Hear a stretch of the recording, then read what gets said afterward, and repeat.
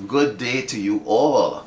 Indeed, a pleasure to be with you this weekend again on the sixth Sunday of Easter.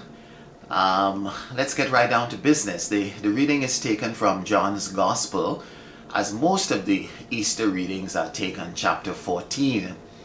And in it, Jesus predicts the coming of the Holy Spirit as a consoler, as a guide for us all, as he leaves us, as he ascends back to his Father in heaven when we celebrate the Feast of the Ascension. The Holy Spirit is poured out upon us and comes to us as our helper and guide. What does that do for us? Well, a little boy approached me once after Mass when I was greeting people and said to me, "Why do you always say at Mass, brothers and sisters? I am not your brother." And I said to him that, there is a certain sense in which we are all brothers and sisters because we all belong to the family of God. And if God is everyone's father, then we are all brothers and sisters. So he said to me, I never thought about that. Wow, that's really cool. But then he looked at me intently and he said, "Does that mean that Michael, the school bully, is also my brother?" So I said, "Yeah, I know that kind of sucks, doesn't it?" That experience led me to reflect on the use of the term family of God in reference to the church. That in a real sense, we are members of God's family. And I use the word real literally. It is not theological or philosophical. It is existential truth. By virtue of your baptism, you have received the gift of the Holy Spirit, and you have really become a member of God's family. And no one can take that away from you. But that identity has certain responsibilities and privileges. And perhaps the greatest responsibility is to love one another. Verse 15 of our gospel reading this weekend says, "If you love me, you will keep my commandments." So love comes to us as a responsibility. I was sharing during the week on Friday morning when I celebrated Mass that often love means simply and very practically doing helpful things. I remember when my family moved into a new neighborhood, this family that lived across the street, the daughter came over with a bag filled with sandwiches, and she said to us, "We know that you guys are moving in and you're very busy and you do not have time to cook, so my mother sent over these sandwiches for you." And I've never forgotten that. I remember too when I was posted to a pretty remote parish in Trinidad. I had returned from a very long trip from the capital, and this woman came over. She saw my car coming in and she had baked me a pie, and she came and she prepared me a cup of tea. And it just amazed me that she had anticipated how tired I would have been at the end of the day, and this act of kindness really went a very long way. As you know, I work at the hospital, and just last week I was visiting a patient at the hospital, and after I had prayed with him and given him communion, he said, "Father, could you go and attend to George? Can you pray with George?" And I went across to George, and he was there curled up, an elderly man lying there on the hospital bed in Pampers. And I prayed with George, and I shook his hand, and after praying with him, he looked at me and he said, "Father, I get no visitors at all. My children just don't visit me."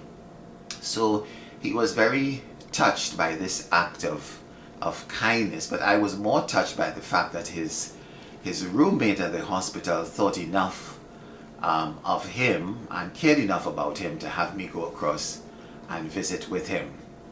So I think, very often that is what love means. Doing helpful things for people, and assisting them and anticipating their need as well. And we must never shirk that responsibility in our life, that love must be practiced in a very practical way. And there's always someone around who needs our care, someone around who is crying out for us just to reach out and give them our support and our love. And that care is extended to us as well by virtue of the Holy Spirit that has been given to us. Verse 18 says this weekend, "I will not leave you orphans." And this verse affirms the biblical doctrine of adoption, which may be the most healing and comforting doctrine in the entire Bible. In our society and in societies all over the world, parents have been known to abandon their children. New mothers have left their babies on doorsteps or even walked away from older children at home. In contrast, Christ does not abandon his children. When you are a member of his family, you will never be alone. You will never be an orphan. You are never left. You are never lost as a child of God. You will never be caught up in any kind of custody battle. In fact, Christ is saying to his disciples this weekend, "I will be closer to you than I ever was before." Verse 26. When people hurt you and disappoint you, I will be there for you. You can count on me. I will never leave or forsake you. And this idea is echoed throughout the Bible, in Deuteronomy chapter 31 verse 6, in Joshua chapter 1 verse 5, and in Hebrews chapter 13 verse 5 as well. In my work as a priest, I come across people all the time who experience abandonment, whether by a spouse, a parent, or a friend. And it's strange that in this age of social media, where it is so easy to reach out to people, there are so many persons who feel abandoned. Verse 25 in the gospel reading today tells us that we are not abandoned. We have a Father who cares about us, who watches over us, and who will always be there for us. So this is what it basically means to belong to God's family. That you have a responsibility, but you also enjoy certain privileges as well. You have a responsibility to love, but you enjoy the privilege of being loved as well, of having the Holy Spirit, the advocate, the helper, the consoler, the guide in your life. And we must not take that lightly. We must pray to the Holy Spirit.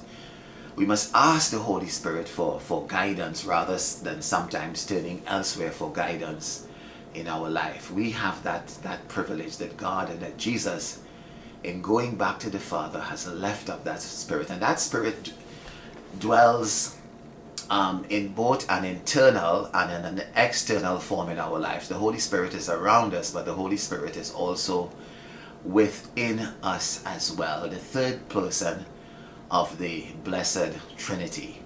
So as we journey towards the feast of the Holy Spirit, let us welcome the helper, let us welcome the counselor, let us welcome the comforter, the advocate, and the guide in our lives. And let us call upon that Spirit each day to be with us and to guide us. God bless you all. Have a great weekend.